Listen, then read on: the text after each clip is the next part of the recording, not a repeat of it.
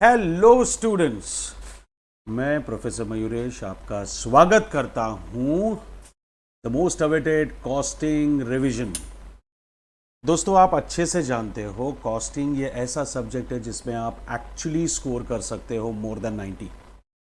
और हमारी पूरी कोशिश रहेगी कि सारे के सारे कॉन्सेप्ट्स अच्छे तरीके से डिस्कस करके मैं आपकी नैया पार लगा दूं। यू हैव डन इनफ, आपने बहुत अच्छी तैयारी की है मैं जानता हूं, लेकिन फिर भी थोड़ा बहुत इधर उधर का जो भी टचअप वर्क करना है वो अभी हम लोग सब कर लेंगे। सो गाइस, सबसे पहले तो आप ये जानते होंगे कि सब्जेक्ट का नाम कॉस्टिंग नहीं है, सब्जेक्ट का नाम है कॉस्ट अकाउंटिंग। और कॉस्ट अकाउंटिंग की जब मैं बात करता हूं तो कॉस्ट अकाउंटिंग में आपके पास तीन टाइप के एलिमेंट्स होते हैं। सबसे पहले तो होता है कॉस्टिंग, जिसमें आप किसी भी प्रोडक्ट की या सर्विस की कॉस्ट कैलकुलेट करते हो। दूसरा होता है कॉस्ट रिपोर्टिंग। अब कॉस्ट कैलकुलेट करने का काम is done by the cost accountant. और कॉस्ट अकाउंटेंट क्या करता है, कॉस्ट निकालने के बाद he reports the entire data to the concern authority. जैसे कॉस्ट अकाउंटेंट खुद के लिए तो कैलकुलेट नहीं करता होगा, किसी ना किसी के लिए कैलकुलेट करता होगा, सो ही रिपोर्ट्स इट। बट हम लोग को इसके बारे में ज़्यादा सोचने की ज़रूरत नहीं है क्योंकि ये अपने सिलेबस में है नहीं। कॉस्ट कंट्रोल जो नाम है वही काम है, कॉस्ट को कंट्रोल करने का काम किया जाता है। क्योंकि अगर आप कॉस्ट को कंट्रोल नहीं करोगे, कॉस्ट आपके हाथ से बाहर जाएगी, तो you will not be able to maintain the selling price, you will not be able to compete in the market. तो हम जो कॉस्टिंग करते हैं वो जस्ट कॉस्टिंग सब्जेक्ट नहीं है, वो it is just a part of the subject बच्चा। तो अभी आगे ये सोचना पड़ेगा कि ठीक है, फिर कॉस्ट क्या है ना। कॉस्ट एकदम सिंपल चीज है। एक चीज याद रखना, cost is something that we charge to the customer. Cost is something that we charge to the customer. अब कॉस्ट ये वो चीज होगी जो कस्टमर के जेब से हम लोग निकाल सकते हैं। So basically it is an expenditure. Basically, it is an expenditure incurred by the manufacturer and it is incurred for the product. इन तीनों में से अगर एक भी क्वालिफिकेशन फुलफिल नहीं हो रहा है, तो उस चीज को कॉस्ट नहीं कह सकते। चलो एक सिंपल एग्जांपल लेते हैं शर्ट बनाने का। अगर मैं शर्ट बनाने के बारे में सोचूं, अगर मैं शर्ट मैन्युफैक्चर करने के बारे में सोच रहा हूं, अगर शर्ट मैन्युफैक्चर करने के बारे में सोचूं तो सबसे पहले क्या आता है, सबसे पहले कॉस्ट क्या हो सकती है बताओ मुझे। सबसे पहली कॉस्ट होगी आपकी क्लॉथ। सबसे पहले कॉस्ट होगी आपकी क्लॉथ, फिर आपको थ्रेड लगेगा। सबसे इंपॉर्टेंट और सबसे इंटरेस्टिंग बटन्स, फिर कॉलर्स, डाइज वगैरह आप यूज करोगे। फिर आपको किसी ना किसी की जरूरत पड़ेगी to convert your raw material into finish goods. उसको हम लोग कहते हैं डायरेक्ट वर्कर्स। वर्कर्स का काम क्या है, रॉ मटेरियल को फिनिश गुड्स में कन्वर्ट करके देना। तो उनको पैसा तो देना पड़ेगा ना। तो मटेरियल के साथ साथ हमें ज़रूरत पड़ती है लेबर की भी, और इनके साथ साथ कुछ ऐसे एक्सपेंसेस भी हम लोग को इनकर करने पड़ते हैं जिससे हमारा प्रोडक्शन, हमारा एडमिनिस्ट्रेशन, हमारा सेल्स, मार्केटिंग, डिस्ट्रीब्यूशन आराम से चल जाए। जैसे इलेक्ट्रिसिटी हुआ, टेलीफोन चार्जेस हुआ, इंश्योरेंस हुआ, रिपेयर्स हुआ। खुद की बिल्डिंग है तो डेप्रिसिएशन आएगा, किसी और की है तो रेंट आएगा। इसके बाद आप ट्रांसपोर्टेशन पे खर्चा करते हो, चिल्ला चिल्ला के स्कीम सबको बता देते हो, मतलब एडवर्टीजमेंट करते हो। एडवर्टीजमेंट से भी बात नहीं बनी तो लोगों के घर घर भेज दो लोगों को, सेल्समैन को बेचने के लिए। उसके लिए आपको देना पड़ेगा कमीशन, तो ये सारी चीजें देखने के बाद इतना पता चलता है कि कॉस्ट इनकम नहीं हो सकता, cost has to be an expenditure. वही कहा था मैंने, कॉस्ट इज एन एक्सपेंडिचर। दूसरी इंपॉर्टेंट चीज है, it must be incurred by the manufacturer. Guys, अगर मैंने खर्चा किया ही नहीं तो कस्टमर के जेब से निकालने का हक ही नहीं है ना मुझे। देखो, जब मैं ये कहता हूं cost is 10, profit is 2, selling price is 12, जब मैं ये कहता हूं actually this is recovery of cost of 10। मैंने कस्टमर के लिए 10 रुपया खर्चा किया तो I am telling my customer, देख बे मैंने तेरे लिए 10 रुपया खर्चा किया, वो वैसा पैसा वापस दे।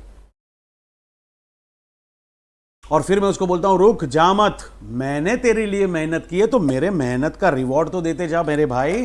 तो 2 रुपया मैं चार्ज कर रहा हूं मेरा रिवॉर्ड, 10 रुपया मैं इसलिए चार्ज कर रहा हूं क्योंकि वो कॉस्ट मैंने एक्चुअली इनकर की है। तो 10 रुपया मेरे जेब का खर्चा, 2 रुपया मेरी मेहनत का रिवॉर्ड, इसीलिए मैं 12 रुपया चार्ज कर रहा हूं। इसका मतलब whenever we decide to charge something to the customer as a cost, हमको एक चीज का ख्याल रखना पड़ेगा, हम ऐसा कोई खर्चा कस्टमर के जेब से नहीं निकाल सकते जो कस्टमर के लिए खर्च नहीं किया हो। इसी के लिए मैंने कहा था cost is an expenditure incurred by the manufacturer for the product. ये सारे नोट्स आपको मिल जाएंगे डिस्क्रिप्शन में, सब कुछ अवेलेबल है। Cost is an expenditure incurred by the manufacturer for the product. अगर वो एक्सपेंडिचर नहीं है तो वो कॉस्ट नहीं होगा, अगर वो इनकर ही नहीं किया तो वो कॉस्ट नहीं होगा। जैसे मैंने अगर वॉचमैन रखा ही नहीं है तो watchman salary can not be charge. खर्चा इनकर किया तो ही रिकवर कर लो।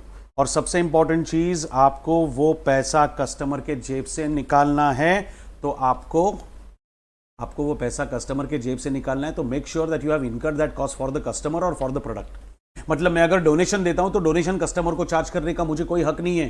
डोनेशन देने से ना देने से मेरे प्रोडक्ट का सेल्स डिसाइड नहीं होता। डोनेशन देने के बाद भी मेरा प्रोडक्ट अगर खराब है तो मेरा रेपुटेशन कितना भी अच्छा हो, मेरे प्रोडक्ट का रेपुटेशन अगर खराब होगा तो कस्टमर मेरा प्रोडक्ट नहीं खरीदेगा। और चाहे मेरा रेपुटेशन कितना भी खराब हो, मैं डोनेशन नहीं देता, मैं चूस लेता हूं वर्कर को, मैं अत्याचार करता हूं, मैं तकलीफ देता हूं, कोई फर्क नहीं पड़ता, मेरा प्रोडक्ट अगर अच्छा है तो पब्लिक खरीदेगा। चैरिटी, चंदा इज नॉट रिलेटेड टू धंधा, so it can't be charge to the customer. मैं फुटपाथ पे सोए हुए लोगों पे ब्लैंकेट चढ़ाता हूं, इसलिए आप मेरा प्रोडक्ट खरीदोगे? नहीं। अब मैं फुटपाथ पे सोए हुए लोगों पे ब्लैंकेट चढ़ाऊं या गाड़ी चढ़ाऊं, इससे मेरे प्रोडक्ट का कोई फर्क नहीं पड़ता। मेरा प्रोडक्ट अच्छा है तो बिकेगा, मेरा प्रोडक्ट खराब है तो नहीं बिकेगा। It is as simple as that बच्चा लोग। मेरी पर्सनल सेक्रेटरी है, उसको मैं आए दिन गिफ्ट देते रहता हूं, चार्ज करूं क्या कस्टमर को? नहीं कर सकता। क्यों नहीं कर सकता? क्योंकि सेक्रेटरी मेरी है। ये एक्सपेंडिचर पर पर्सनल एक्सपेंस में आएगा, बिजनेस एक्सपेंस नहीं। Because it is not going to help me in terms of production of the product, it is not going to help me in terms of administration, it is not going to help me in terms of sales and distribution, marketing. मुझे business में इसका कोई use ही नहीं है। Use कहां पे ये पूछना मत, वो सब डिस्कशन नहीं करने का यहां पे। पर यूज बिजनेस में तो नहीं है, so I will not be able to charge it to the customer. तो basically cost is an expenditure incurred by the manufacturer and for the product. अगर प्रोडक्ट से रिलेटेड नहीं है तो प्लीज कस्टमर को चार्ज मत करना। और गौर से देखोगे तो आपको पता चलेगा कि ये जो हमने डिस्कशन एग्जांपल्स, जितने भी एग्जांपल्स लिए, all these examples can be simply categorised as material, labour and expenses. जी हां दोस्तों, जब मैं कॉस्ट की बात करता हूं तो there are only 3 elements of cost. जब मैं कॉस्ट की बात करता हूं तो there are only 3 elements of cost: material, labour और एक्सपेंसेस। मटेरियल, लेबर और एक्सपेंसेस, इन तीनों के अलावा और कोई भी एनालिसिस और कोई भी कैटेगरी और कोई भी एलिमेंट नहीं हो सकता। सिर्फ 3 ही होंगे, मटेरियल, लेबर एंड एक्सपेंसेस। जो इन तीनों में नहीं फिट बैठता वो कॉस्ट ही नहीं होगा। Income tax is an expense, yes. Is it incurred? Yes, but it is not related to the product, it is a personal expenditure. तो इनकम टैक्स में कभी चार्ज नहीं कर पाऊंगा।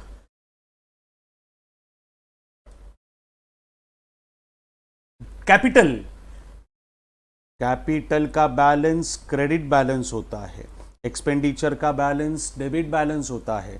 तो कैपिटल एक्सपेंस ही नहीं हो सकता, तो जो एक्सपेंस ही नहीं वो कॉस्ट नहीं, और जो कॉस्ट नहीं वो कॉस्ट का 4th एलिमेंट हो ही नहीं सकता। मैं आपसे कह रहा हूं, अगर वो एक्सपेंडिचर इनकर किया है प्रोडक्ट के लिए तो वो कॉस्ट बनेगा, और अगर वो कॉस्ट है तो either it will be classified as material, और it will be classified as labour, और it will be classified as expenses. फिर जब हम लोग कॉस्ट को आगे एनालाइज करते हैं तो हमको पता चलता है cost can be bifurcated into 2 parts. One is direct cost and the other one is indirect cost. One is direct cost and the other one is indirect cost. Direct cost is directly related to the production process. इसका production से connection है। अगर ये cost नहीं होगी तो production नहीं होगा। लेकिन इनडायरेक्ट कॉस्ट ये वो है जो it is a supportive cost to production, production को सपोर्ट देने के काम आती है, और it can be related to other functions of the business like admin, selling and distribution, marketing, R&D and so on. मतलब दोनों कॉस्ट प्रोडक्ट से रिलेटेड है, दोनों कॉस्ट कस्टमर को चार्ज करोगे, लेकिन एक डायरेक्टली आइडेंटिफाइबल है, दूसरी डायरेक्टली आइडेंटिफाइबल नहीं है। अब आइडेंटिफाइबल मतलब आप प्रोडक्ट देखते हो तो आपको अंदाजा आता है खर्चा हुआ है, कितना वो नहीं बता पाओगे, लेकिन खर्चा हुआ है ये बता सकते हो। मतलब ये अमाउंट रिकॉग्नाइज करने की बात नहीं कर रहा हूं मैं, बट कॉस्ट इनकर की है। जैसे मैंने ये शर्ट पहना है तो आप आइडेंटिफाई कर सकते हो ना कि मैंने क्लॉथ पे खर्चा किया है। अब कितना किया वो तो अलग अलग प्रोडक्ट का अलग अलग खर्चा होगा। प्रीमियम क्वालिटी शर्ट होगा तो अच्छा क्वालिटी का मटेरियल होगा, नल्ला क्वालिटी शर्ट होगा तो चीपर क्वालिटी का मटेरियल होगा। Accordingly amount will differ. Amount identify नहीं करते बट कॉस्ट आइडेंटिफाई कर सकते। एक सिंपल एग्जांपल देता हूं। हम लोग सब सिग्नल पे खड़े हैं just to cross the road, ठीक है, और दूर से एक बाइक मोटरसाइकिल आती है, गया। मुझे बताओ बाइक में पेट्रोल था क्या? 2 सेकंड नहीं लगे हाँ बोलने में, बराबर है। इसका मतलब petrol is an identifiable cost, it's a direct cost. Petrol के बगैर बाइक स्टार्ट करके चला ही नहीं सकते आप। अब मुझे बताओ बाइक का सर्विसिंग हुआ था क्या? हाँ, अब थोड़ा सा क्वेश्चन मार्क जाग रहा है मन में। जितना कॉन्फिडेंस पेट्रोल में था उतना कॉन्फिडेंस सर्विसिंग में नहीं है। लेकिन गाइज सर्विसिंग करनी भी जरूरी है, क्योंकि अगर आप बाइक की सर्विसिंग नहीं करोगे तो 2-3 साल बाद पेट्रोल डालने की नौबत ही नहीं आएगी। तो petrol is a direct cost which can be clearly identified, servicing is an indirect cost which needs to be incurred for producing the product, but it is not affecting the production. It may either support the production or it will be related to other functions of the business. अब जब cost के 3 elements होते हैं तो direct cost के भी 3 elements होते हैं। डायरेक्ट कॉस्ट में डायरेक्ट मटेरियल आता है, डायरेक्ट लेबर आता है, डायरेक्ट एक्सपेंसेस आता है। डायरेक्ट मटेरियल मतलब raw material consume, raw material consume मतलब raw material used, raw material consume का मतलब रॉ मटेरियल यूज्ड। अब रॉ मटेरियल यूज मतलब देखो, रट्टा मार के फॉर्मूला तो पढ़ लिया होगा, थोड़ा लॉजिकली समझते हैं। मेरे पास 10 किलो का ओपनिंग स्टॉक पड़ा है, मतलब मैं 10 किलो कंज्यूम कर सकता हूं। मैंने 90 परचेज किया, अब मैं 100 हो गए मेरे पास जो मैं कंज्यूम कर सकता हूं। मेरे वेयरहाउस से 10 किलो आ गया तो 110 हो जाएगा, मतलब अब मैं 110 कंज्यूम कर सकता हूं। मेरे दूसरे साइड पे प्रोडक्शन चल रहा था, वहां से 20 किलो आ गया, अब मैं 130 किलो कंज्यूम कर सकता हूं। तो this is available for consumption. तो सिर्फ परचेस पे क्यों अटके रहते हो? आपने क्या फॉर्मूला पढ़ा था बचपन में? Opening stock of raw material plus purchase minus closing stock. Babu, purchase और क्लोजिंग स्टॉक से अलावा भी दुनिया है लाइफ में। मेरी बात सुनो, हम परचेस कर सकते हैं, किसी वेयरहाउस से ला सकते हैं, किसी और साइट से आ सकते हैं। तो instead of using the word purchase, I would always prefer using the word material received, because if it is received it is always available for consumption. अब 130 किलो कंज्यूम हो सकता था, लेकिन मैंने 5 रिटर्न किया तो 125 कंज्यूम हो पाएगा। मैंने 10 किसी और साइट पे भेज दिए तो अब सिर्फ 115 कंज्यूम हो पाएंगे। मैंने 10 किसी वेयरहाउस में भेज दिया तो अब 105 कंज्यूम हो पाएंगे। 5 किलो जल के राख हो गया, अब मैं 100 किलो कंज्यूम कर सकता हूं। 10 किलो मेरे पास क्लोजिंग स्टॉक पड़ा है। बाबू, 100 होना चाहिए था, सिर्फ 10 पड़ा है। स्टॉक 100 होना चाहिए था, सिर्फ 10 पड़ा है। इसका मतलब 90 मस्ट हैव गॉट कंज्यूम। तो सिर्फ क्लोजिंग स्टॉक कहने से अच्छा हम लोग यहाँ पे एक टर्म यूज कर सकते हैं, नॉट यूज्ड। तो फॉर्मूला एकदम सिंपल होगा बच्चा लोग, opening stock plus received minus not used. Opening stock plus received minus not used, और एक्सपेंसेस कुछ होंगे परचेस से रिलेटेड, तो वो भी यहाँ पे इंसिडेंटल एक्सपेंसेस ऐड हो सकते हैं। मैंने 1 लाख का माल खरीदा, तो मेरे लिए कॉस्ट 1 लाख। ट्रक वाले को 10,000 दिया तो मेरे लिए कॉस्ट 1,10,000, क्योंकि अगर मैं ट्रांसपोर्टेशन पे खर्चा नहीं करता तो forget about using the material, I will not be able to see the material. फिर मैंने जीएसटी पे किया 5,000 का, तो मेरे लिए कॉस्ट होती है 1,15,000। लेकिन अगर जीएसटी का इनपुट क्रेडिट अवेलेबल है तो आज जो मैं पे कर रहा हूं वो कहीं ना कहीं मुझे फायदेमंद है, कहीं ना कहीं मैं उसको एडजस्ट कर दूंगा, मतलब मैं 5,000 इनकर नहीं कर रहा हूं, तो in that case GST taxes add नहीं करने का। अगर आईटीसी अवेलेबल है तो इंक्लूड मत करो। अगर क्रेडिट अवेलेबल नहीं है, मतलब मुझे पे करना ही होगा, वो कहीं से एडजस्ट भी नहीं हो पा रहा है, तो अगर मुझे पे करना ही है तो मेरे जेब से जा रहा है तो कस्टमर को चार्ज करो। अगर मैं पे नहीं कर रहा हूं तो मैं चार्ज नहीं करूंगा, अगर मैं पे कर रहा हूं तो मैं चार्ज करूंगा। अगर मुझे क्रेडिट मिल रहा है तो मैं पे नहीं कर रहा हूं तो मैं ड्यूटीज एंड टैक्सेस कस्टमर को चार्ज नहीं करूंगा। लेकिन अगर मुझे क्रेडिट नहीं मिल रहा है, मुझे रिफंड नहीं मिल रहा है, मुझे ड्यूटी ड्रॉबैक नहीं मिल रहा है, तो इसका मतलब मेरे जेब से पैसा जा रहा है, मेरे जेब की खर्ची जा रही है, तो मुझे कस्टमर से वो पैसा पूरा वापस लेना पड़ेगा। यस और नो? तो सारे इंसिडेंटल एक्सपेंसेस 1 बाय 1 करके आप सारे इंसिडेंटल एक्सपेंसेस आप ऐड कर सकते हो। यहां तक क्लियर है? तो आगे बढ़ते। रॉ मटेरियल कंज्यूम का फॉर्मूला एकदम सिंपल, मैंने समझा दिया आपको और आप समझ भी गए होंगे।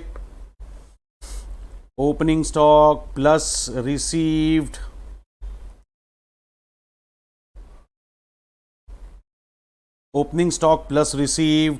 Plus expenses minus not used. समझ में आया? Okay. Direct wages can also be called as productive wages, it can also be called as manufacturing wages. अब यार डायरेक्ट कॉस्ट का मतलब क्या है, ध्यान से सुनो। Can I manufacture this shirt without cloth? No. Can I manufacture a bench without wood? No. Can I manufacture a cycle without seat? सोच भी नहीं सकते। इसका मतलब ये सारे डायरेक्ट मटेरियल हैं। शर्ट बनाते हो क्लॉथ लगता है, डायरेक्ट मटेरियल। बेंच बनाते हो वुड लगता है, डायरेक्ट मटेरियल है। कैमरा बनाते हो लेंस लगती है, डायरेक्ट मटेरियल है। साइकिल बनाते हो सीट लगती है, डायरेक्ट मटेरियल है। हम लोग डायरेक्ट मटेरियल से घिरे हुए, शर्ट से लेके पैंट तक, बेंच से लेके फैन तक, सब में डायरेक्ट मटेरियल आएगा। अब डायरेक्ट मटेरियल नहीं है, सोचो, क्लॉथ नहीं है तो शर्ट नहीं बनेगा, लेंस नहीं है तो कैमरा नहीं बनेगा, इसीलिए वो डायरेक्ट है, प्रोडक्शन अफेक्ट करता है। डायरेक्ट वेजेस, क्या पहना है मैंने? शर्ट, लेकिन ये तो क्लॉथ का बना है, लेकिन हमने इसको क्लॉथ नहीं कहा, हमने क्या कहा? शर्ट। इसका मतलब someone must have worked over it, someone must have converted cloth into a shirt. तो उसके लिए डायरेक्ट लेबर को भी अवॉइड नहीं किया जा सकता, वर्कर की भी जरूरत पड़ती है। अब डायरेक्ट एक्सपेंसेस क्या है? इसको ना चार्जेबल एक्सपेंसेस भी कहा जाता है। Direct expenses can also be called as chargeable expenses. मतलब ये कि ऐसी कॉस्ट जो प्रोडक्शन अफेक्ट करती है, ऐसी कॉस्ट जो प्रोडक्शन के लिए जरूरी है, मतलब ये डायरेक्ट कॉस्ट हुई। हर वो कॉस्ट जो प्रोडक्शन के लिए जरूरी है वो डायरेक्ट कॉस्ट है, लेकिन it cannot be classified as material and labor, so that is why it is separately classified as direct expenses। मतलब ये कि रॉयल्टी ऑन प्रोडक्शन, अगर मैं किसी और की टेक्नोलॉजी यूज कर रहा हूं, किसी और का टेक्निकल नो हाउ यूज कर रहा हूं, तो मुझे लीगली प्रोड्यूस करने के लिए उनको, जिसके पास वो कॉपीराइट है, जिसके पास वो पेटेंट है, उनको मुझे रॉयल्टी पे करनी पड़ेगी। अगर मैं रॉयल्टी पे नहीं करता तो परमिशन नहीं मिलेगी, परमिशन नहीं मिलेगी तो प्रोडक्शन नहीं होगा। इसका मतलब non payment of royalty affects your production. अगर आपका प्रोडक्शन अफेक्ट होता है तो इसका मतलब royalty is a direct cost. पर क्या करें, रॉयल्टी को मटेरियल भी नहीं कह सकते, रॉयल्टी को लेबर भी नहीं कह सकते। That is why a separate third head is opened and that is called as direct expenses. जिसका कोई नहीं होता उसका डायरेक्ट एक्सपेंसेस होगा। जैसे moulds and hire charges of machines and moulds and machine का हायर चार्जेस। मुझे मशीन साल में 3 महीना लगता है। अब 3 महीना मशीन अगर मुझे लगता है तो मैं उसको साल भर खरीद के, परमानेंटली खरीद के साल भर खर्चा क्यों करूं उस पर? मैं तो भाड़े पे ले लेता हूं। अब हायर चार्जेस का रूल एकदम सिंपल है, पैसा एडवांस में देना पड़ता है। तो अगर मैंने हायर चार्जेस पे नहीं किए तो मशीन नहीं मिलेगी, मशीन नहीं मिलेगी तो प्रोडक्शन नहीं होगा, प्रोडक्शन नहीं हुआ तो ये भी तो डायरेक्ट कॉस्ट है, but cannot be classified as material and labour, that is why it is classified as direct expenses. फिर एक आइटम होता है पावर। पावर मतलब इलेक्ट्रिसिटी। अब है ना, इंडिया में ना अलग अलग जगह पे अलग अलग तरीके से इसको इलेक्ट्रिसिटी को बुलाया जाता है। जैसे आप साउथ में जाओगे ना, they call it as power. No power sir, no power today. Okay, तो समझ जाने का they are talking about electricity. North में जाओगे तो यार करंट नहीं आज, और करंट नहीं है, करंट आने के बाद लेक्चर होगा भाई। ओके, मतलब करंट मतलब इलेक्ट्रिसिटी। हमारे वेस्ट में आओगे मुंबई में, ए तेरे पास लाइट है क्या? मेरे पास लाइट गई थी, हम लोग लाइट बोलते हैं। बेसिकली आप पावर कहो, आप करंट कहो, आप लाइट कहो, basically we all talk about electricity only. But when that electricity is used to run the machine as a means of production, it is classified in books as power. मतलब आपको electricity board से अलग अलग electricity नहीं मिलती। ये पीली वाली ले ले, इस पे मशीन चला, ये लाल वाली ले ले, इस पे ट्यूबलाइट चला। इलेक्ट्रिसिटी सेम मिलती है, हम उसे क्लासिफाई करते हैं बुक्स ऑफ अकाउंट्स में। Electricity used for running the machine is classified as power, और electricity used to run ACs and lights and all, that is called lighting charges और इलेक्ट्रिसिटी चार्जेस। अब अगर पावर नहीं होगी तो मशीन नहीं चलेगा, मशीन नहीं चलेगा तो प्रोडक्शन नहीं होगा, मतलब power is a direct cost, but again cannot be classified as material and labour, so power will be classified as direct expenses. Job charges paid to job workers. Job charges paid to job workers. अब सबसे पहले ये समझ लो job worker क्या होता है। देखो, हमारे घर पे मेड होती है, काम वाली बाई, मंथली बेसिस पे। कुछ लोगों के घर पे ड्राइवर होगा मंथली बेसिस पे। कुछ लोगों के घर पे कुक भी हो सकता है मंथली बेसिस पे। लेकिन प्लम्बर किसी के घर पे मंथली बेसिस पे नहीं होता। पर जब वाटर पाइपलाइन में कुछ भी इश्यू आ जाता है तो आपको सबसे पहले जरूरत किसकी पड़ती है? प्लम्बर की। तो उसका तो होना जरूरी है, तो उस काम के लिए वो जरूरी है, बट वो मेरा परमानेंट वर्कर नहीं है, वो मेरा पेरोल पे नहीं है, तो he is called as casual worker. जैसे मैं शर्ट मैन्युफैक्चरिंग कर रहा हूं, अब मुझे कुछ स्पेसिफिक 500 शर्ट का ऑर्डर मिला। I normally produce plain full sleeves shirt.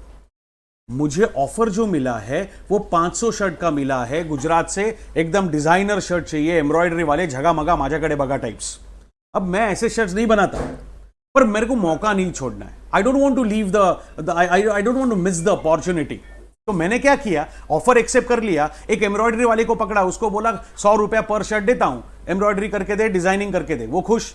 अब 500 शर्ट का 100 रुपए के हिसाब से 50,000 दिया, मेरा काम खत्म। तो उस जॉब के लिए बंदा जरूरी है, उस जॉब के लिए वो डायरेक्ट है। लेकिन बॉस, उसको साल भर थोड़ी पालूंगा मैं। I hired him only for that specific work. I hired him for that specific work. आप समझ रहे हो? तो अगर ऐसा है तो उस काम के लिए तो मेरे लिए वो डायरेक्ट वर्कर है, but he is not my permanent worker, so he is called as, he is always known as casual worker. तो कैजुअल वर्कर का जो है, उसका जो पेमेंट है वो डायरेक्ट है, बट वेजेस नहीं कह सकता, तो मैं इसको कह रहा हूं डायरेक्ट एक्सपेंसेस। तो ये रहे आपकी डायरेक्ट कॉस्ट का स्पेसिफिकेशन, ये रहा आपका डायरेक्ट कॉस्ट का स्पेसिफिकेशन।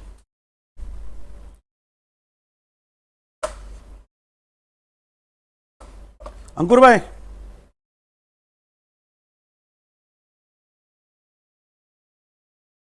चलो अब चलते हैं इनडायरेक्ट कॉस्ट की तरफ। जैसे डायरेक्ट कॉस्ट में 3 एलिमेंट्स होते हैं, वैसे इनडायरेक्ट कॉस्ट में भी 3 एलिमेंट्स होते हैं, indirect material, indirect labour, indirect expenses. लेकिन इनडायरेक्ट कॉस्ट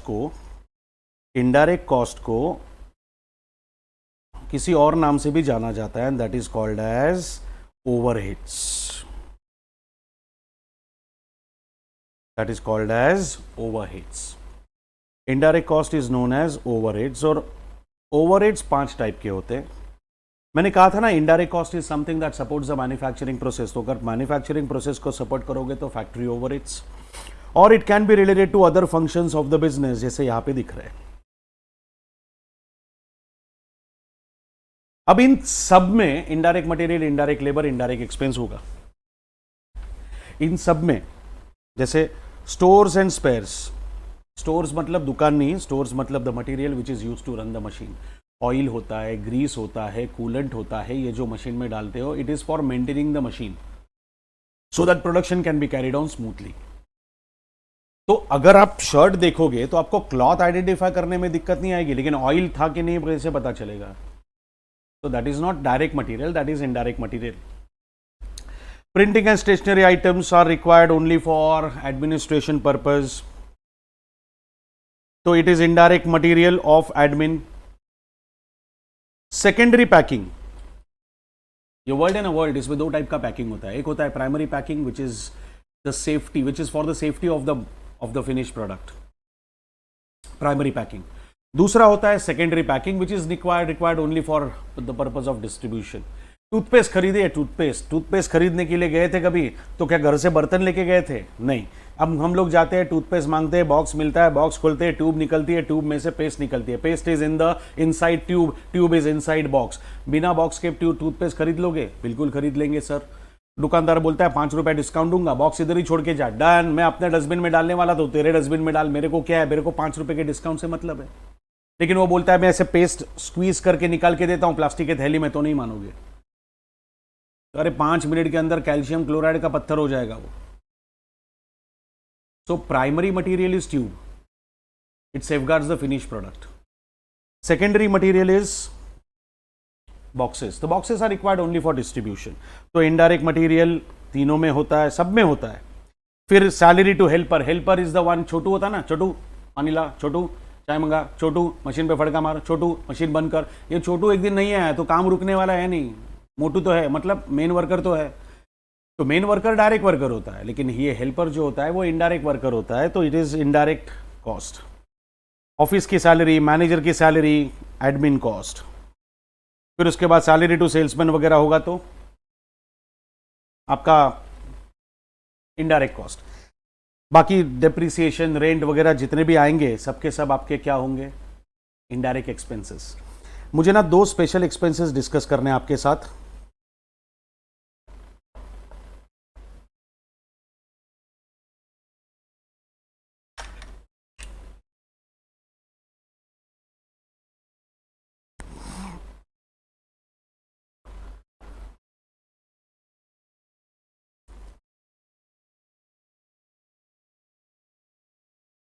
ये 2 एक्सपेंसेस है जिसका मुझे डिटेल में डिस्कशन करना है, क्योंकि हमने ना कैरेज इनवर्ड को मटेरियल में ऐड किया था, because it is part of the material purchase cost. Carriage outward मतलब जो ट्रक आपका फिनिश गुड्स बाहर लेके जा रहा है, उसको अगर ट्रांसपोर्ट, उसके लिए ट्रांसपोर्टेशन कॉस्ट अगर इनकर करते हो तो that is your carriage outward. Naturally it is related to sales and distribution. Royalty on sales मतलब ब्रांड एम्बेसडर को अगर आप परसेंटेज ऑफ सेल्स दे रहे हो, आपका ब्रांड एम्बेसडर है, आप उसको परसेंटेज ऑफ सेल्स दे रहे हो, तो that will also be considered as royalty paid, not for production. Royalty on production की वजह से प्रोडक्शन अफेक्ट हो सकता है, रॉयल्टी ऑन प्रोडक्शन की वजह से प्रोडक्शन अफेक्ट हो सकता है, तो वो डायरेक्ट कॉस्ट है। लेकिन रॉयल्टी ऑन सेल्स की वजह से प्रोडक्शन अफेक्ट नहीं होता, सेल्स पे असर आ सकता है, तो it is related to sales and distribution.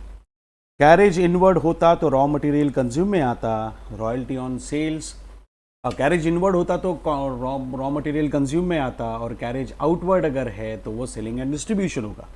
Royalty on production होगा तो डायरेक्ट एक्सपेंसेस होगा, रॉयल्टी ऑन सेल्स होगा तो it will be your selling and distribution cost. अब इसका मतलब 3 टाइप के डायरेक्ट कॉस्ट और 5 टाइप के इनडायरेक्ट कॉस्ट हमको ऐड करके कॉस्ट निकालनी है। तो कॉस्ट शीट का फॉर्मेट एकदम सिंपल होगा।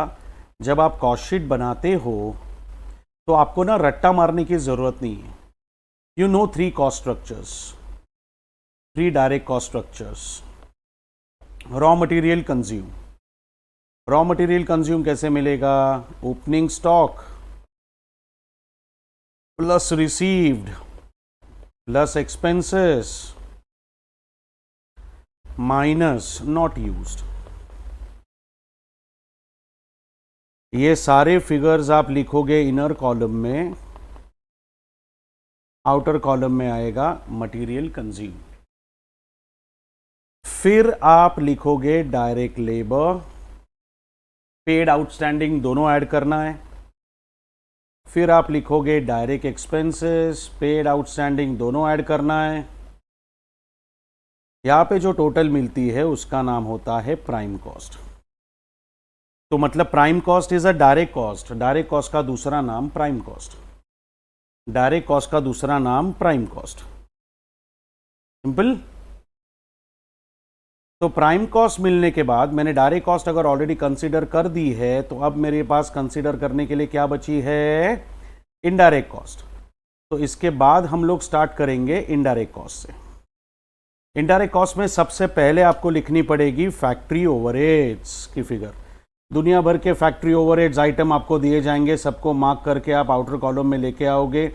एक और टोटल मिलेगी जिसको कहा जाता है ग्रॉस फैक्ट्री कॉस्ट। इसको कहा जाता है ग्रॉस फैक्ट्री कॉस्ट। इसको कहेंगे gross factory cost. Gross factory cost is a production cost, लेकिन उसमें ओपनिंग WIP ऐड करके क्लोजिंग WIP माइनस करना है। ऐसा क्यों सर, हम ऐसा क्यों करते हैं? सुनो, लास्ट ईयर मैंने 20,000 खर्चा किया, प्रोडक्ट इनकम्प्लीट रहा, तो नेचुरली मैं इसको closing stock of finish goods नहीं कह सकता, तो मैं इसको कहूंगा closing stock of work in progress. तो लास्ट ईयर मैंने 20,000 खर्च किया और इस साल मैंने 80,000 खर्च किया उसको कंप्लीट करने के लिए। Last year I incurred 20,000, it was incomplete. This year I incurred 80,000, अब वो कंप्लीट हो चुका है। तो मेरे लिए फिनिश गुड्स की वैल्यू तो 1 लाख होगी ना, मतलब ओपनिंग WIP को तो ऐड करना ही होगा, बिकॉज ये पैसा आप लास्ट ईयर खर्च कर चुके हो, बाकी ये आपने इस साल खर्च किया, तो फिनिश गुड्स तो दोनों में से बनेगा। This will B first converted into finish goods, plus ये भी फिनिश गुड्स में कन्वर्ट होगा, और जो इनकम्प्लीट बचा है दैट विल बी सबट्रैक्टेड। तो इसके बाद जो आपको बची हुई कॉस्ट मिलेगी that will be called as factory cost.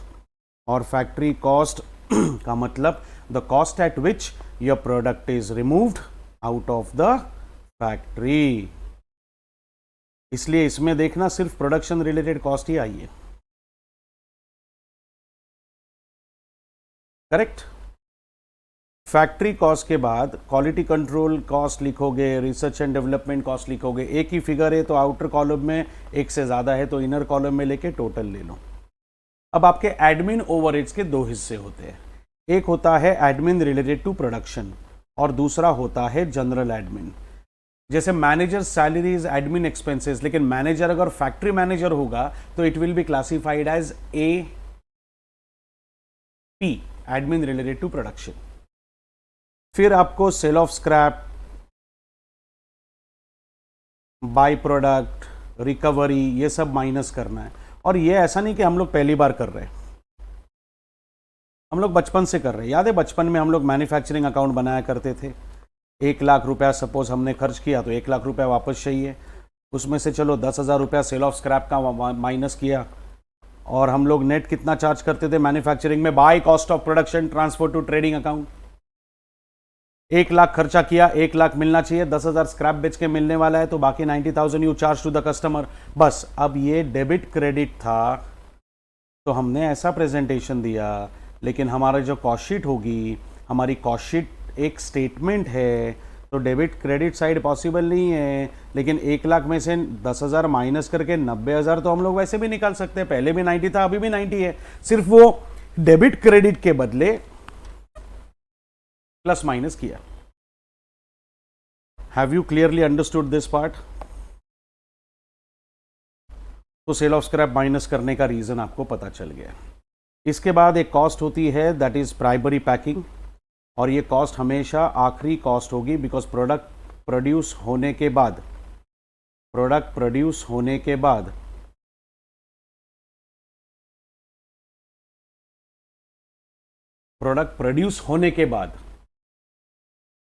Primary packing की जरूरत पड़ती है। आपको टूथपेस्ट बनानी है तो पहले पेस्ट बनेगी, फिर वो ट्यूब में पैक होगी। पैराशूट ऑयल बनाना है तो पहले कोकोनट क्रश होगा, ऑयल बनेगा, फिर वो ब्लू बॉटल में पैक होगा। तो primary packing is a last cost of production process. इन सब की टोटल लोगे तो आपको मिलेगी कॉस्ट ऑफ प्रोडक्शन। इन सब की टोटल लोगे तो आपको मिलेगी cost of production. Cost of production मिलने के बाद this is your total production cost, मतलब आपका फिनिश गुड्स रेडी हो चुका है। ये आपने इस साल प्रोड्यूस करते करते खर्च किया है, प्लस आपके पास कुछ पुराना स्टॉक भी पड़ा था वो भी होगा, और क्लोजिंग स्टॉक को आप माइनस करोगे। अब ध्यान से सुनना, मैंने एक 10,000 यूनिट्स बना दिए, तो मैं कितना बेच सकता हूं? 10,000। लेकिन मैंने अगर 1,000 का स्टॉक मेरे पास है, ओपनिंग स्टॉक पहले से, तो 10,000 मैंने इस साल बनाए, 1,000 मेरे पास पहले से थे, अब मैं 11,000 बेच सकता हूं। लेकिन अगर मुझे क्वेश्चन कहता है कि 2,000 का क्लोजिंग स्टॉक है, इसका मतलब 1,000 मेरे पास पहले से थे, 1,000 बेच सकता था, 10,000 मैंने और बनाए, 11,000 बेच सकता था, लेकिन 11,000 में से 2,000 अब भी मेरे पास पड़ा है, तो क्वांटिटी सोल्ड मेरे लिए होगी 9,000। और यहां पे मुझे मिलेगी cost plus cost minus cost करने के बाद मुझे यहां पे जो कॉस्ट मिलती है that is related to 9,000। 10,000 produce किया, 1,000 पहले से था, 11,000 बेच सकता था, लेकिन 2,000 अब भी बचा है, मतलब 9,000 बेच दिया। अगर ये कॉस्ट है और ये अगर क्वांटिटी है तो ये can I say this is cost of quantity sold, and that is why it is called as cost of goods sold. नाम ऐसे ही नहीं रखे जाते, हर नाम के पीछे एक लॉजिक होता है, बस वो सर को मालूम होना चाहिए, वो प्रॉब्लम है आजकल। यहां तक क्लियर है? It is cost of those goods which are sold. फिर आपको एक सिंपल तरीके से एक और एडमिन ओवरहेड लिखना है, एडमिन जनरल, जो प्रोडक्शन से रिलेटेड नहीं है, जैसे डायरेक्टर्स की सैलरी हुई, जैसे ऑफिस मैनेजर की सैलरी हुई, ये सब यहाँ पे आएगा। एडमिन ओवरहेड्स के भी जितने भी आइटम होंगे सब इनर कॉलम में लिख के टोटल आउटर कॉलम में, सेलिंग एंड डिस्ट्रीब्यूशन के जितने भी आइटम्स होंगे सब इनर कॉलम में लिख के total will be taken in the outer column. अब जो टोटल आएगी that is called as total cost. Total cost का स्पेशल नाम कॉस्ट ऑफ सेल्स है। फिर उसमें आप ऐड करते हो प्रॉफिट, तब मिलेगा सेल्स, या फिर अगर आपके पास सेल्स पहले से है तो profit will be the balancing figure. ये रहा आपका कॉस्ट शीट का फॉर्मेट। कौन बोलता है रट्टा मारना पड़ेगा? 3 टाइप के direct cost, material, direct labour, direct expenses, और 5 टाइप के ओवरहेड्स। सबसे पहले फैक्ट्री ओवरहेड लिखने के बाद आप फैक्ट्री के बाहर निकलने के तैयार हो, फिर WIP ऐड करके क्लोजिंग माइनस किया। Factory cost is a cost at which your product is ready to be taken out of the factory. फिर बाकी के ओवरहेड्स आएंगे, कॉस्ट ऑफ प्रोडक्शन मिलेगी, ये आपकी प्रोडक्शन कॉस्ट है। Opening stock of finish goods add करके closing stock of finish goods minus करो। Closing stock of finish goods minus करने के बाद आपको मिलेगी cost of those goods which are sold, that is why it is called as cost of goods sold. मतलब यहां तक अगर मुझे कॉस्ट पर यूनिट भी कैलकुलेट करना है, कॉस्ट ऑफ प्रोडक्शन तक, अगर मुझे कॉस्ट ऑफ प्रोडक्शन तक कॉस्ट पर यूनिट कैलकुलेट करना है, तो ये सारे क्वांटिटी स्ट्रक्चर्स को मुझे क्वांटिटी मैन्युफैक्चर्ड से डिवाइड करना पड़ेगा। और कॉस्ट ऑफ गुड्स सोल्ड के बाद मुझे सारे आइटम्स को क्वांटिटी सोल्ड से डिवाइड करना पड़ेगा। 3 इंपॉर्टेंट चीजें बता रहा हूं, ध्यान से सुनिएगा। अगर मुझे क्वांटिटी सोल्ड चाहिए तो ओपनिंग स्टॉक में क्वांटिटी मैन्युफैक्चर्ड ऐड करके क्लोजिंग स्टॉक की क्वांटिटी माइनस करो, आपको क्वांटिटी सोल्ड मिल जाएगी। करेक्ट? अगर क्वांटिटी सोल्ड दी है और क्वांटिटी मैन्युफैक्चर्ड गायब है, तो रिवर्स ऑर्डर में जाके आप क्वांटिटी मैन्युफैक्चर्ड ढूंढ सकते हो। जैसे फॉर एग्जांपल 1,000 यूनिट्स पहले से है, 10,000 मैंने बनाए, 11,000 बेच सकता था, 2,000 मेरे पास बच गए अभी भी, इसका मतलब 9,000 मस्ट हैव बीन सोल्ड। चलो, अगर मैंने आपको ये नहीं बोला होता कि 10,000 बनाया है, अब रिवर्स में जाओ, 9,000 बेचने के बाद भी 2,000 बच गया 9,000 बेच दिया, 2,000 बच गया, 11,000 थे, जिसमें से 1,000 तो खैर ओपनिंग था, मतलब लास्ट ईयर का था प्रोडक्शन, तो 10,000 quantity manufactured of the current year. तो ये फॉर्मेट कभी भी भूलना मत। Opening stock plus manufactured closing stock will give you quantity sold. Cost पर यूनिट के लिए अगर आपको कैलकुलेशन कॉस्ट पर यूनिट का समझना है तो let me tell you, cost of production तक टोटल अमाउंट को आपको डिवाइड करना है क्वांटिटी मैन्युफैक्चर से, और cost of goods sold onwards आपको टोटल अमाउंट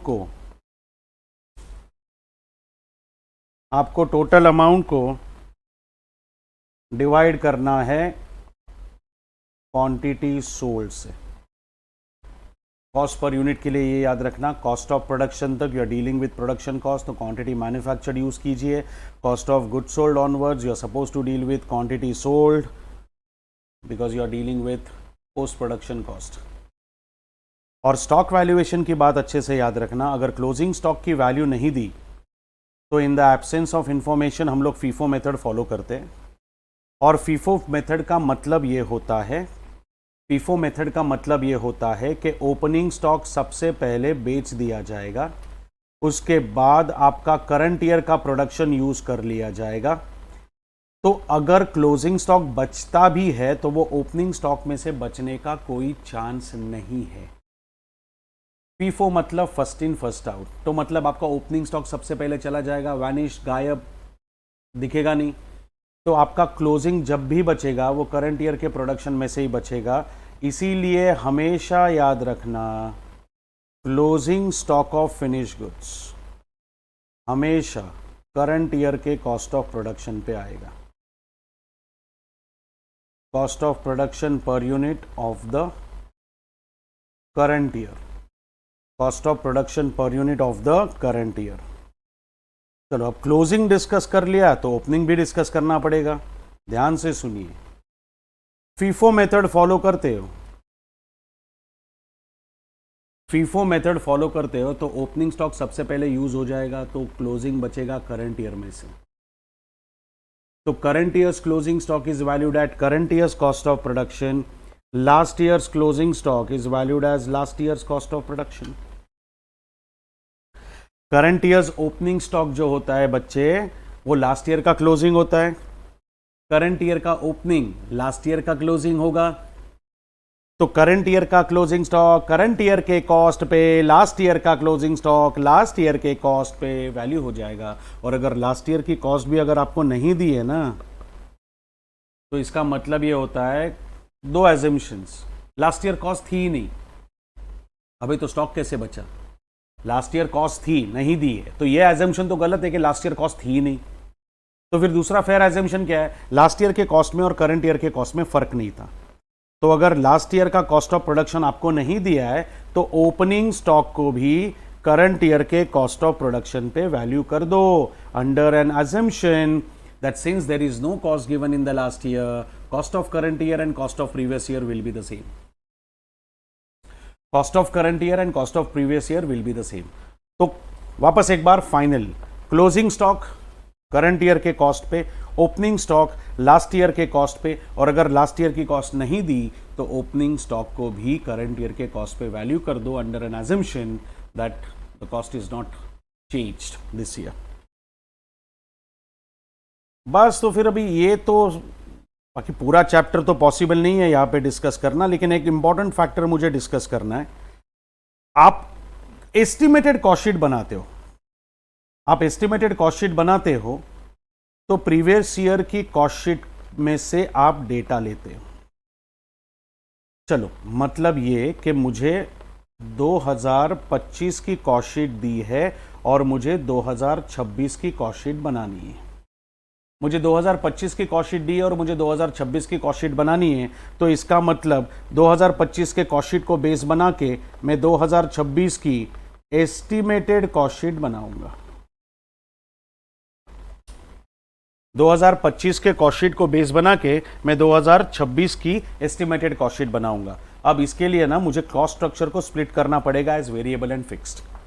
अब सिंपल बात याद रखना, वेरिएबल कॉस्ट वो होती है जो क्वांटिटी के वजह से चेंज होती है। क्वांटिटी बढ़ेगी कॉस्ट बढ़ जाएगी, क्वांटिटी कम होगी कॉस्ट कम हो जाएगी। लेकिन फिक्स्ड कॉस्ट बिल्कुल आप ही की तरह है, किसी चीज का असर ही नहीं होता। क्वांटिटी बढ़ाओ, कम करो, डबल करो, 50% करो, कोई फर्क नहीं पड़ता, हम जैसे है वैसे है। मतलब cost is in never change, cost doesn't change even if there is a change in the quantity. इसीलिए वेरिएबल कॉस्ट को कहा जाता है प्रोडक्ट कॉस्ट और फिक्स कॉस्ट को कहा जाता है पीरियड कॉस्ट। क्योंकि आज अगर मैं रेंट पे करता हूं तो मेरा अगला रेंट अगले महीने आएगा, आज अगर सैलरी पे की तो मेरी अगली सैलरी अगले महीने आएगी। चाहे प्रोडक्ट बनाओ नहीं बनाओ, डबल बनाओ, 50% बनाओ, कोई फर्क नहीं पड़ता। मतलब फिक्स कॉस्ट हमेशा पीरियड के हिसाब से चलती है, लेकिन वेरिएबल कॉस्ट हमेशा प्रोडक्ट के हिसाब से चलती है। तो वेरिएबल कॉस्ट को हमेशा कहा जाएगा प्रोडक्ट कॉस्ट, फिक्स कॉस्ट को हमेशा कहा जाएगा पीरियड कॉस्ट। अब एक स्पेशल फीचर होता है वेरिएबल कॉस्ट का, उसका पर यूनिट हमेशा सेम होता है। जैसे एक यूनिट बनाने के लिए मुझे 10 रुपया खर्चा आता है, तो मेरी टोटल कॉस्ट है 10 रुपया, तो मेरा पर यूनिट भी 10 रुपया होगा। अरे एक ही यूनिट की बात चल रही है तो टोटल एंड पर यूनिट दोनों सेम ही होंगे।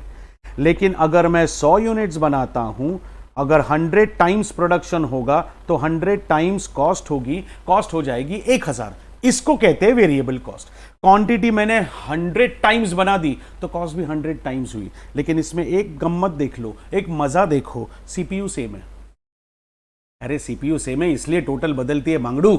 इसका मतलब वेरिएबल कॉस्ट में पर यूनिट हमेशा सेम रहेगी और इसीलिए हमको हमेशा वेरिएबल कॉस्ट के लिए पर यूनिट पर ही फोकस करना है। और ये रॉकेट साइंस नहीं है, हम लोग ये दुनिया भर चीजें फॉलो करते हैं। पिक्चर देखने जाते हो, थिएटर का रेट क्या लिखा रहता है? 70 लाख, 80 लाख, 1.5 करोड़। पूरे ऑडिटोरियम का रेट थोड़ी बताते। 200 पर पर्सन ही कहने का, पर सीट नहीं होता, वो पर सीट नहीं होता।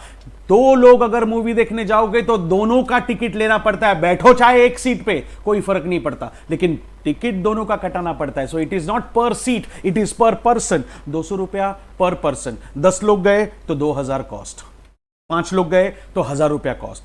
जस्ट 2 ऑफ यू, जब 2 ही जन जाओगे तो 400 रुपया कॉस्ट। अकेले जाके बैठ रहे हो पिक्चर में तो 200 रुपया कॉस्ट। तो टोटल कीप्स ऑन चेंजिंग। इसीलिए वो लोग कभी भी टोटल पे फोकस नहीं करते, वो लोग हमेशा सीपीयू बताते हैं। लेकिन फिक्स कॉस्ट में हमेशा याद रखना, वेरिएबल में भले ही सीपीयू कांस्टेंट रहता हो, फिक्स कॉस्ट में हमेशा टोटल कॉस्ट कांस्टेंट रहेगी। रेंट कभी भी 300 रुपीज पर रूम ऐसा नहीं होता, या 300 पर स्टूडेंट ऐसा रेंट नहीं होगा। Rent will always be per month. चाहे एक बच्चा बिठाओ, 10 बच्चे बिठाओ, 200 बच्चे बिठाओ, कोई फर्क नहीं पड़ता। क्लासरूम का रेंट 2 लाख पर मंथ तो 2 लाख पर मंथ। एक महीना खत्म हुआ 2 लाख देने का, दूसरा महीना खत्म हुआ और 2 लाख देने का, खत्म। चाहे क्लास चले नहीं चले, बच्चे आए नहीं आए, 2 बैचेस बने 10 बैचेस बने, कोई फर्क नहीं पड़ता। इसीलिए मैंने यहां पे लिखवाया था कि वेरिएबल कॉस्ट के लिए फोकस ऑन कॉस्ट पर यूनिट, लेकिन फिक्स के लिए फोकस ऑन टोटल। पर लेकिन कभी कभार क्या हो जाता है, जी देखो, there are only 2 types of cost structures, one is variable and the other one is fixed. There are only 2 types of cost structures, one is variable and the other one is fixed. पर कभी कभी क्या होता है, एक में अचानक से दोनों के गुण नजर आते हैं, मतलब पार्टली वेरिएबल और पार्टली फिक्स नजर आता है। उसको कहा जाता है सेमी वेरिएबल। अच्छा, कुछ लोग इसको सेमी फिक्स्ड भी कहते हैं, एक ही बात है। सेमी वेरिएबल का मतलब होता है partly fixed partly variable. 30% variable है, 70% फिक्स्ड होगा। 40% फिक्स्ड है तो 60% वेरिएबल होगा। पार्टली फिक्स पार्टली वेरिएबल का मतलब यह नहीं कि 50-50 हो। जैसे मेरा सैलरी प्लस कमीशन, अब सैलरी जो होगी वो पर मंथ होगी, कमीशन जो होगा वो पर यूनिट होगा। तो अगर किसी सेल्समैन को मैंने 50,570 रुपये दिए इस महीने, तो हो सकता है कि इसमें से 5,000 पर मंथ सैलरी हो और बाकी का कमीशन हो। तो कमीशन चेंज होगा क्वांटिटी के हिसाब से, सैलरी सेम रहेगी क्वांटिटी कितनी भी चेंज हो। तो इसीलिए salary is a fix portion, commission is a variable portion, दोनों की टोटल सेमी वेरिएबल। अब अपने लिए प्रॉब्लम समझो, हमारे लिए प्रॉब्लम समझो क्या है।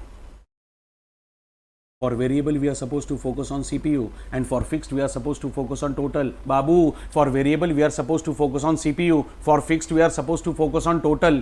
अब ये अगर ऐसा आ गया जिसमें एक में दोनों के गुण नजर आ रहे हैं, पार्टली वेरिएबल है पार्टली फिक्स है, तो सत्यानाश हो जाएगा। तो हमेशा याद रखना बच्चा लोग, जब भी whenever you come across a semi variable cost, जब भी एक में दोनों के गुण नजर आने लगे, always go for the breakup. मतलब ये कि सेमी वेरिएबल कॉस्ट के दो पार्ट्स कर लो, वेरिएबल को अलग करो, फिक्स को अलग करो। वेरिएबल को अलग किया तो वो वेरिएबल कॉस्ट के साथ जाएगा, पर यूनिट पे फोकस कर सकते हो। फिक्स को अलग किया वो फिक्स के साथ जाएगा, टोटल पे फोकस कर सकते हो। मतलब सैलरी एंड कमीशन की अगर टोटल कॉस्ट मेरे पास आएगी तो सबसे पहले मैं ये ढूंढने की कोशिश करूंगा कि कमीशन पर यूनिट कितना है, और उसको मर्ज कर दूंगा वेरिएबल कॉस्ट स्ट्रक्चर के साथ और सैलरी को मर्ज कर दूंगा फिक्स के साथ। तो बच्चों क्या सीखा हम लोग ने आज? There are only two types of cost, variable and fixed. Behaviour के हिसाब से ये क्लासिफिकेशन हुआ है, variable and fixed. Variable keeps on changing with the change in the quantity, CPU same रहता है, फिक्स्ड में टोटल सेम रहती है। तो अगर मुझे चेंज करना भी है तो मैं वेरिएबल का चेंज पर यूनिट में करूंगा और फिक्स का चेंज टोटल में करूंगा, बराबर। लेकिन अगर सेमी वेरिएबल कॉस्ट आती है, it is not a third type. इसको कहते हैं एक में दोनों के गुण नजर आना। एक में दोनों के गुण नजर आना is not a third type, it is just a combination of variable and fix. तो एक में जब दोनों के गुण नजर आने लगे, क्या करना चाहिए बच्चों हमको? ब्रेकअप। वेरिएबल को अलग करो, फिक्स को अलग करो। वेरिएबल जाएगा वेरिएबल के साथ, फिक्स जाएगा फिक्स के साथ, ultimately we are left with two. That is what I started with, यही तो मैंने स्टार्ट किया था। There are only two types of cost, variable and fixed. क्योंकि तीसरा होगा तो भी हम लोग रखेंगे नहीं, उसको इमीडिएटली स्प्लिट कर देंगे। अब जब मैं एस्टिमेटेड कॉस्ट शीट बनाऊंगा, अब जब मैं एस्टिमेटेड कॉस्ट शीट बनाऊंगा तो मुझे एक ही चीज याद करवानी है आपको। अगर कोई वेरिएबल कॉस्ट है, अगर चेंज दिया है तो पर यूनिट में चेंज कर लेना, अगर चेंज नहीं दिया है तो पर यूनिट कैरी फॉरवर्ड कर देना। मतलब मेरा कमीशन 100 रुपया है, 10% राइज इन कमीशन, तो 110 पर यूनिट लेके चालू कर दो। अगर कुछ नहीं बोला तो 100 लेके चालू कर दो। पर समझ में आया? वेरिएबल कॉस्ट का चेंज सीपीयू में आएगा, चेंज नहीं हुआ तो सीपीयू डायरेक्टली आएगा। लेकिन फिक्स्ड में टोटल आएगी, और अगर चेंज दिया तो चेंज भी आपको टोटल में ही करना है, चेंज भी आपको टोटल में ही करना है। अगर चेंज नहीं दिया तो टोटल कॉस्ट फॉलो करो, चेंज दिया तो टोटल में चेंज करो। फिक्स का चेंज टोटल में, वेरिएबल का चेंज पर यूनिट में। Is that part clear? Okay बच्चा लोग, अभी एक काम करते हैं, एक लंबा सा एक बड़ा सा क्वेश्चन है, वो एक बार डिस्कस करते हैं तो आपको समझ में आएगा कि क्लासिफिकेशन कैसे करने का। जब भी कॉस्ट शीट का क्वेश्चन आपके पास आएगा बच्चों, पास्ट अटेम्प्ट से मैंने ऑब्जर्व किया है, अप्रैल 18 से लेकर आज तक 10 मार्क का एक क्वेश्चन आता ही है, और उसमें भी आड़े टेढ़े एडजस्टमेंट नहीं पूछते, उसमें वो लोग क्लासिफिकेशन पे फोकस करते हैं। दुनिया भर का डेटा दे देंगे, दुनिया भर के आइटम्स दे देंगे और आपको बोलेंगे बनाओ कॉस्ट शीट। ठीक है, तो ये अगर कॉस्ट शीट हमारे सामने है तो हमको ना सबसे पहले हम लोग मार्किंग डिस्कस कर लेते, बाकी तो आप आराम से कर सकते हो। Raw material purchase will be marked as RMC, it will be classified under the head RMC. GST बोला है 18%, लेकिन इनपुट क्रेडिट इज अवेलेबल। बाबू इनपुट क्रेडिट अवेलेबल है मतलब आज जो मैं इधर पे करने वाला हूं 18%, वो कहीं ना कहीं एडजस्ट होने वाला है। इसका मतलब आज जो मैं पे करूंगा वो कहीं ना कहीं एडजस्ट होगा, कहीं ना कहीं एडजस्ट होगा, मतलब मैं आज पे नहीं कर रहा हूं, I am not spending anything, तो ये चार्ज करने का मुझे कोई हक नहीं। फ्रेट इनवर्ड मतलब carriage inward. Wages paid to factory workers, direct wages, PF, और ये भी डायरेक्ट वेजेस में आता है। बोनस अगर फैक्ट्री वर्कर्स को देते हो तो that is also direct wages for you. अब रॉयल्टी का डिस्कशन हमने कर दिया था, रॉयल्टी पे किए बिना प्रोडक्शन नहीं हो सकता। पावर एंड फ्यूल का डिस्कशन हमने किया था, power is means of production, electricity use to run the machine, power नहीं, मशीन नहीं, मशीन नहीं, प्रोडक्शन नहीं, प्रोडक्शन नहीं, मतलब it is a direct cost. 896 आपने मोल्ड्स एंड पैटर्न्स के लिए स्पेंड किया था 2 साल के लिए। हमको 2 साल का नहीं, हमको 1 साल का ही चाहिए। 4,48,000 1 साल की है, ये भी क्लासीफाई होगा डायरेक्ट एक्सपेंसेस में, क्योंकि अगर ये पैसा मैंने नहीं दिया तो मुझे वो मोल्ड और पैटर्न नहीं मिलेगा। मोल्ड और पैटर्न मुझे नहीं मिला तो मैं प्रोडक्शन कहाँ से करूँगा? तो 2 रॉ मटेरियल आ चुके हैं, 3 डायरेक्ट वेजेस हो चुके हैं, 3 डायरेक्ट एक्सपेंसेस आ चुके हैं। Job charges paid to job workers, मैंने एग्जांपल दिया था ना आपको कैजुअल वर्कर का, प्लम्बर का एग्जांपल दिया था। ऐसे लोग जो एक स्पेसिफिक काम के लिए जरूरी है लेकिन परमानेंट नहीं होने वाले, तो डायरेक्ट है पर वेजेस नहीं, तो it will be separately classified as direct expense. Clear? Stores and spare, spare parts restore करता है मशीन को, मेंटेन करता है, तो it is factory overheads. Depreciation on factory building, factory overhead. Depreciation on office building is admin. पर क्या ये प्रोडक्शन से रिलेटेड है? नहीं, ये एडमिन जनरल। एडमिन प्रोडक्शन से रिलेटेड होगा तो आपको हमेशा बोला जाएगा। फिर plant and machinery, factory overheads. Delivery vehicles, delivery vehicles are use for the purpose of distribution, so selling and distribution. Salary paid to supervisor, supervisor is in the factory, so factory overheads. Repairs and maintenance of plant and machinery, repairs and maintenance of sales office, repairs and maintenance of vehicles used by directors. Directors are those who are managing the company. That means even this is related to admin general, AG. Insurance premium on plant and machinery is F. Factory overheads, factory building is F. Stock of raw material WIP. WIP is incomplete production. WIP is incomplete production, तो वो factory के बाहर कभी नहीं होगा, वो हमेशा factory के अंदर होगा, मतलब ये भी फैक्ट्री ओवरहेड्स होगा. Expenses paid for quality control, QC staff, दोनों QC आएंगे, दोनों इनर कॉलम में लिख के, टोटल आउटर कॉलम में. रिसर्च एंड डेवलपमेंट खुल्लम खुल्ला लिखा है. Expenses paid to pollution control and engineering and maintenance. पता नहीं क्यों, लेकिन मेरे बच्चे ना इसमें ना अजीबो गरीब लॉजिक लगाते हैं.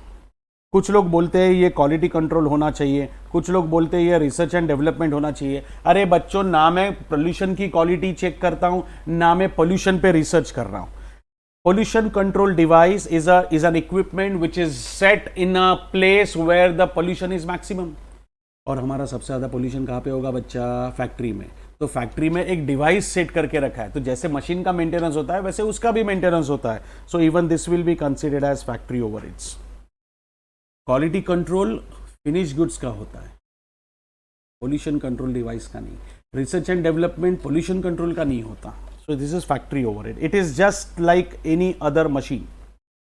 Expenses paid for administration. देखो, एडमिनिस्ट्रेशन बोला है लेकिन फैक्ट्री वर्क का बोला है. अरे क्या होता है, in that case it will be classified as admin related to production. जैसे हाउसकीपिंग है, जैसे पैंट्री है, कैंटीन है, लेकिन ये लोग अगर कैंटीन है एडमिन, लेकिन अगर फैक्ट्री में सिचुएटेड है तो that will be considered as admin related to production. Salary paid to functional manager, मतलब एडमिन, लेकिन पहला ही मैनेजर प्रोडक्शन मैनेजर है, तो it will be AP, admin related to production. दूसरा मैनेजर मेरा फाइनेंस एंड अकाउंट्स का है, उसका प्रोडक्शन से कोई कनेक्शन नहीं है, तो AG. Sales and marketing S&D. Salary paid to general manager, अरे वो जनरल मैनेजर है रे, तो AG आएगा. Packing cost, primary packing PP, secondary packing S&D. यहां तक क्लियर है. Fees paid to auditors, auditor, legal advisor, independent directors, ना तो मुझे प्रोडक्शन में काम आते हैं, ना मुझे सेल्स और मार्केटिंग में काम आते हैं. तीनों एडमिन के बंदे हैं और इनसे प्रोडक्शन कुछ नहीं होता.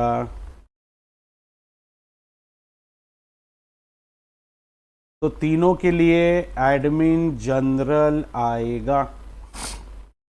Performance bonus by sales staff, sales staff है तो S&D.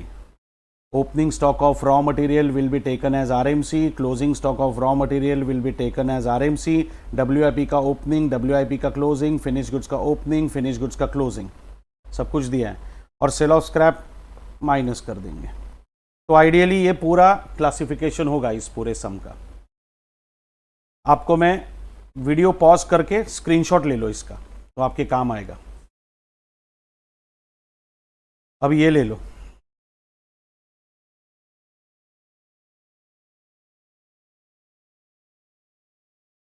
समझा? अब सिर्फ 2 नए पॉइंट्स बता रहा हूं. कभी कभी ये लोग पूछते हैं काउंटिंग हाउस सैलरी. अब काउंटिंग हाउस का मतलब अकाउंट्स डिपार्टमेंट, तो this will be classified as AG. ये ना अतरंग टर्म्स है, ये आ सकते हैं एग्जाम में. Counting house salary, counting house का मतलब होता है अकाउंट्स डिपार्टमेंट, तो उसका AG. फिर एक होता है drawing office salary. Drawing office is a place where drawings and designs required in the factory are produced, are made. तो वो ड्राइंग्स एंड डिज़ाइन प्लांट के लेआउट के भी हो सकते हैं, प्रोडक्ट से रिलेटेड भी हो सकते हैं. So this will be classified as F. Factory overheads. Utilities बहुत खलबली मचा रहा है आजकल।